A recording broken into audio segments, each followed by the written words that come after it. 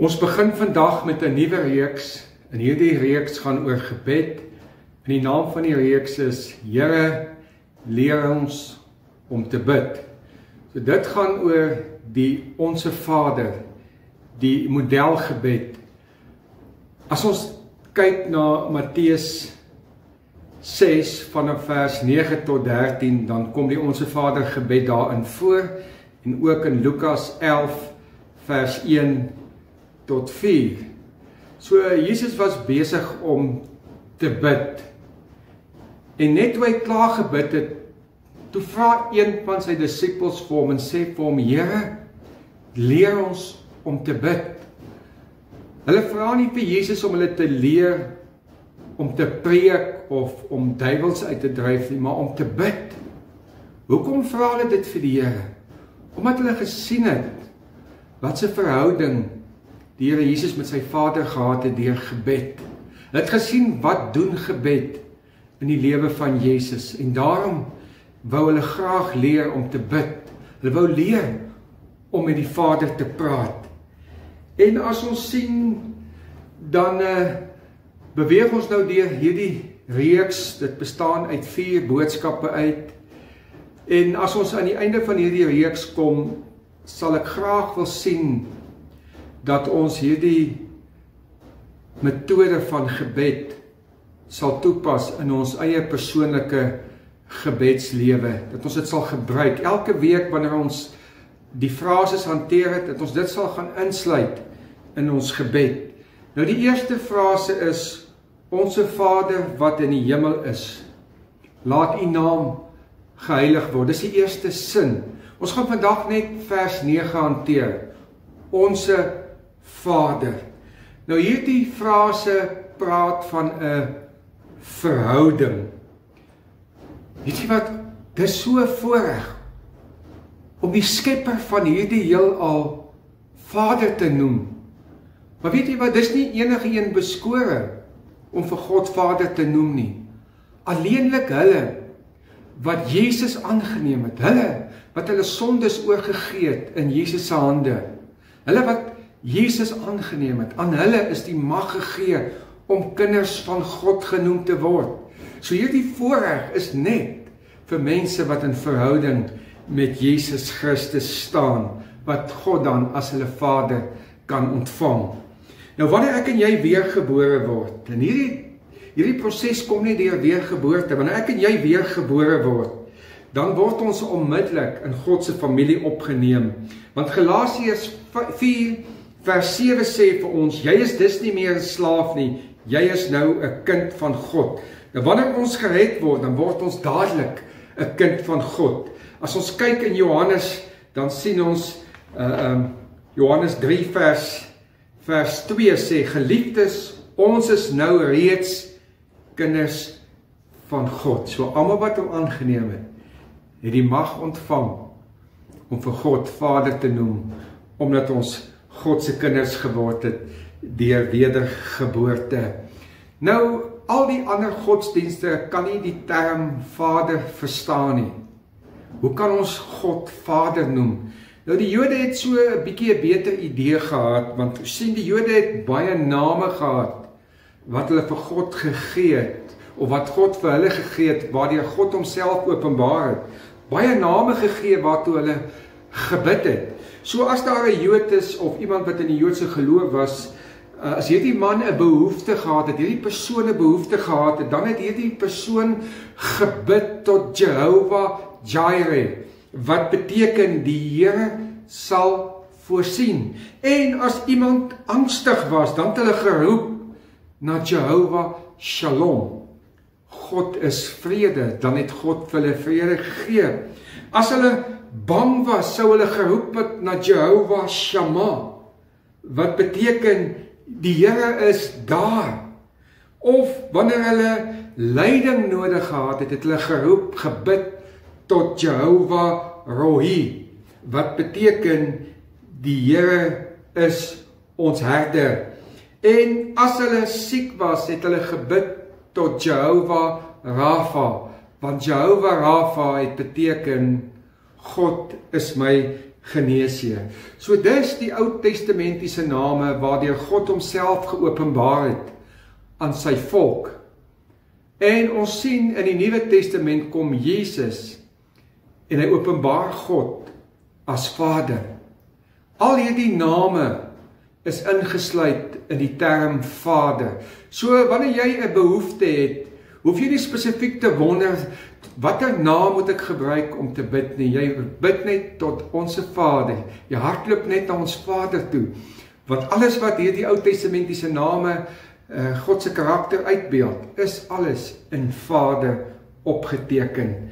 Nou as ons kyk, dan sien ons Jesus bid vir sy disippels in Johannes 17, dan sê hy, Vader, nadat Jesus dit gesê het, het hy na die hemel toe opgekyk en gesê, Vader, die tyd het gekom, verheerlik u Seun, dat die Seun u kan verheerlik, verheerlik u myne ook by u Vader, met die heerlikheid wat ek by u gehad het, voordat die wêreld bestaan het. Ek het u naam bekend gemaak aan die mense, wat u uit die wêreld aan my gegee het. Jesus kom en hy sê, Vader, hierdie mense wat u vir my gegee het, hierdie mense wat my aangeneem het, wat glo dat ek die Seun van God is. Here, ek het die naam wat u my gegee het, die naam Vader, aan hulle bekend gemaak. So dit is Jesus se Nuwe Testament naam, Vader. Nou as ons kyk na hierdie frase ook, wat in die hemel is, Onse Vader wat in die hemel is. Hierdie frase praat van 'n werklikheid. Dat God is 'n werklikheid. Hy is in die hemel. En ons sien ook dat ons gebede of om in God te glo is nie net 'n verbeeldingsreis nie, maar God is. Hy is nie net die God van die verlede nie. Hy sal nie net die God wees in die toekoms nie, maar hy is nou ook God. Hy is die God wat in die verlede was, wat in die hede is en wat in die toekoms ook is. So hy kom en hy openbaar homself aan Moses in Exodus 3 vers 14 en hy sê vir Moses, ek is wat ek is. So God is, God bestaan. Onthou as jy bid, God is. Hy is in die hemel, hy bestaan. En dan die volgende frase sê Onse Vader. Dit praat van verantwoordelikheid. Jy sal opmerk dat wanneer Jesus vir hulle die gebed leer wat hulle moet bid, dan sê hy vir hulle, so moet julle bid, Onse Vader. Hy sê nie jy moet bid jou Vader of sy Vader nie, maar jy moet bid Onse Vader. Die Here wil hê ons moet besef dat ons deel is van 'n groter familie. Hy wil hê dat ons nie selfsugtige gebede moet uitstuur nie, want daarom sê ek, Onse Vader wat in die hemel is, Onse Vader, gee ons, nie vir my of vir hulle nie, maar vir ons daaglikse brood, en lei ons nie in versoeking nie, maar verlos ons van die bose. So dis 'n ons ding, dis nie 'n selfsugtige my ding nie. En daarom, die grootste ding wat ons kan doen, is om mekaar se laste te dra en so die wet van Christus te vervul. Galasiërs 6 vers 2. In Filippense 2 vers 4 sê, ons moenie net aan ons eie belange dink nie, maar aan ander mense se belange ook. En as jy die groot gebod wil uitvoer, die tweede gedeelte, om jou naaste lief te hê soos jouself, is om te bid vir ander, om ander in jou gebede in te sluit, en dit 'n ons te maak, en nie 'n ek nie. Nou ons moet onthou dat ons word deel van 'n familie, ons moenie self gefokus wees, dit gaan nie oor my nie. Nou daar was 'n wet in die Romeinse tyd gewees, dat na sononder, wanneer dit donker is, mag niemand naby die tent van die koning gekom het nie. Want as jy naby die tent van die koning gevind is, wanneer dit donker was jy tot die dood toe veroordeel. In een aand was daar 'n soldaat gevind naby die tent van die koning. Hy het 'n petisie in sy hand gehad, wat hy aan die koning wou oorgee. Maar die straf was doodstraf. En die koning hoor toe van hierdie gerumoer aan die buitekant, en hy gaan toe uit. En hy vra, wat gaan hier aan? Hulle sê vir hom, koning, ons het iemand betrap naby die tent, wat strafbaar is met die dood. Hy het die wet oortree. En die koning sê vir hom, wat wou hierdie man kom doen? Hy sê, hy wou 'n petisie kom gee vir u. En die koning sê toe vir hom, as hierdie petisie vir homself is, laat hom sterf. Maar as dit nie vir homself is nie, spreek hom vry. En daar word toe gevind dat hierdie petisie was 'n petisie wat hy nie vir homself wou bring nie, 'n petisie wat hy gebring het vir 2 van sy medesoldate wat aan die slaap geraak het terwyl hulle op wagdiens was. En toe sê die koning, omdat hy nie petisie vir homself aangeteken het nie, spreek hom vry en spreek ook sy medesoldate vry. Nou dis wat die Here wil hê, dat ons nie net vir onsself moet intree, maar dat ons vir ander mense moet intree by hom, onse Vader.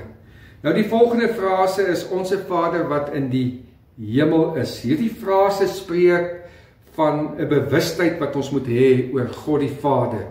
Dit dui aan dat ons moet kyk na 'n paar dinge wanneer ons God nader. Onse Vader moet ons hierdie Vader van ons met nederigheid betree. Ons moet weet wie is God. Ons moet weet hy's heilig. Ons moet weet hy het hemelse 'n woning. Hy's ver verhewe bo die aarde. En ons moet weet dat ons slegs in sy teenwoordigheid toegelaat word op grond van die bloed van Jesus Christus, op grond van dit wat Jesus vir ons gedoen het. Daarom moet ons in nederigheid na die Vader toe kom wanneer ons hom nader. En dan ook moet ons sy teenwoordigheid met vertroue betree. Ons moet glo dat God bestaan. Ons moet glo dat hy 'n waarmaker van sy woord is, dat hy hulle sal beloon wat hom soek, hulle wat na geloof in hom toe gaan. Jakobus 1 vers 6 tot 8 sê, wanneer julle bid, moet julle in geloof bid. Wanneer julle nie glo nie en nie vertrou nie, is julle soos golwe wat deur die wind heen en weer gedryf word. Iemand wat soos die is, wat ongelowig is, moenie verwag dat hulle enige iets van God sal ontvang nie, want hulle is onbestendig in hulle weë. En dan wanneer ons God nader, moet ons hom nader met aanbidding. Ons moet weet wie hy is. Sy naam is geheilig. Ons moet hom aanbiddend nader. En dan, ons moet sy teenwoordigheid vol hoop betree. Ons moet weet dat hy 'n God is wat hoor as ons bid en hy 'n God is wat antwoord. En dan die volgende frase is, laat u naam geheilig word. Om iets te heilig, die woord beteken om iets af te sonder, om iets eenkant te plaas, om dit wat heilig is te skei van dit wat onheilig is. Nou ons sien dat daar sê ons moet God se naam geheilig, ons moet sy naam heilig, dat God eenkant geplaas is. En ons sien in die tempel was daar goed wat geheilig was, soos die wierookbakke, die aanbiddingsbakke. Ons sien die priesters was geheilig. Ons sien die eersgebore mans van Israel was geheilig. So maar wanneer ons praat hier van geheilig, praat ons nie van iets of van mense nie, ons praat van God wat geheilig is, want die engele leerskare verklaar God as die 3 maal heilige God. Want in Jesaja 6 vers 3 sê dat die serafs het mekaar telkens toegeroep, heilig, heilig, heilig is die Here God. En dan sê Openbaring 4 vers 8 ook, dat die 4 lewende wesens om die troon van God, hulle het elk 6 werke gehad. Hulle het oë gehad, van bo en onder, orals deur oë gehad. En sonder om te rus het hulle uitgeroep dag en nag, heilig, heilig, heilig is die Here God, hy wat was, wat is en wat weer sal wees. Nou en dan sien ons ook dat ons hom werklik moet heilig, dat hy 'n heilige God is. Laat die naam geheilig word, vertel vir ons iets oor die karakter van God. So ons moet God heilig. In die Ou Testament sien ons sy naam, hy was bekend as Jehovah, en dan sien ons hy het homself aan Moses geopenbaar in Eksodus 3 vers 14 as ek is wat ek is Jahweh. En dan sien ons ook dat daar baie ander name van Jehovah wees, ander afleidings wat die volk gebruik het, wat God homself aan sy volk bekend gestel het deur sy name, so het hulle hom geleer ken. So Jehovah Jireh, die Here sal voorsien, Jehovah Nissi, die Here is ons vaandel of ons oorwinning, Jehovah Shalom, die Here is ons vrede, Jehovah Tsidkenu, die Here wat ons geregtigheid is, dan Jehovah Rohi, die Here is my herder, Jehovah Rapha, die Here is ons geneesheer, Jehovah Shammah, die Here is daar, Jehovah Tsebaoth, die Here van die leerskare, die Here van die gevegte, en dan ook Elohim, wat God beteken, of Jehovah Elyon, wat beteken die Here Allerhoogste, of El Shaddai, die Algenoegsame, of die Almagtige God, en Adonai, wat ook Here beteken, en dan het hy ook die naam Vader, wat soveel liefde omskryf. Dit wat 'n vader vir sy kinders het, dis hierdie liefde wat God vir ons as mens het. Maar een van sy wonderlikste name, een van die mees bekendste name onder ons vandag, is Jesus Christus, die naam vir God. Want dit was God wat mens geword het, wat vlees aangeneem het, wat onder ons kom woon het. Hy wat ons so lief gehad het, dat hy bereid was om aan die kruis vir ons te sterf. Die Bybel sê God het die kerk met sy eie bloed verkry. So die name van God, God moet geheilig word.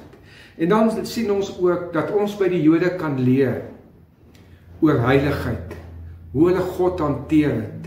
Nou in die antieke tye het die Jode het hulle soveel respek vir God se naam gehad, dat hulle glad nie God se naam wou noem nie, want hulle was bang as hulle God se naam in 'n verkeerde manier noem, dat hulle skuldig sal wees aan lastering. Hulle het toe 2 name van God gevat en een gemaak, Jahweh. Sodat hierdie naam beteken, die woord beteken die naam. Hulle het ook nooit God se naam hard uitgespreek nie. Wanneer hulle van God gepraat het, hulle gepraat van die naam. En wanneer daar Joodse skrifgeleerdes was, wat die geskrifte moes kopieer, hulle moes dit oorskryf, en wanneer hulle kom en hulle moes die naam van God skryf, dan het hulle self gewas en hulle het 'n nuwe pen gevat om God se naam te skryf. En dan het hulle hierdie pen vernietig, sodat hierdie pen nie 'n onwaardige naam, iets onwaardig skryf om die naam van God te belaster of aan te tas nie. Maar as ek kyk vandag se tyd, dan sien ek mense eerbiedig nie die naam van God nie. Elke film omtrent wat jy kyk, word God se naam gebruik as 'n skelwoord. Word God se naam geskryf om woede uit te spreek.